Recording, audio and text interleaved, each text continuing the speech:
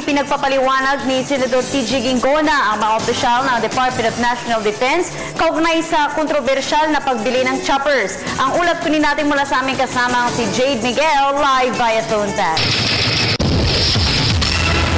Yes, Princess, nakakabahala nga ang naging pagtingin ni Senador TG Ginggona sa maanumalyang acquisition umano ng choppers ng Department of National Defense. Humihingi dito ng paliwanag ang senador mula sa mga opisyal ng DND na nasangkot sa naturang issue.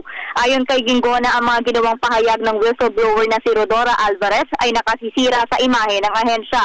Sa mga pagdinig ng Senado, sinabi ni Alvarez na tinailer fit ng mga defense officials ang terms of reference para sa pagbili ng 21 refurbished na helicopter upang makuha ng Rice Aircraft Services Incorporated o RASI ang kontrata para sa supply ng mga naturang helicopter.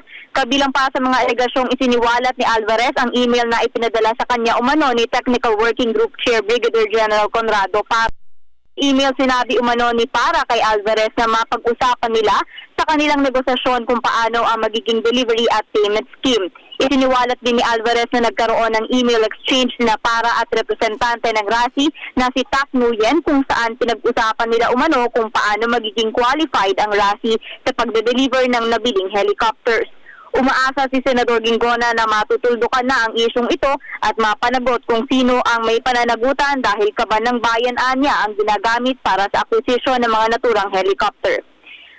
At yan muna ang pinakahuling balita mula dito sa Senado. Mula dito sa Senado, ako si Jade Miguel nag-uulat para sa Telebisyon ng Bayan.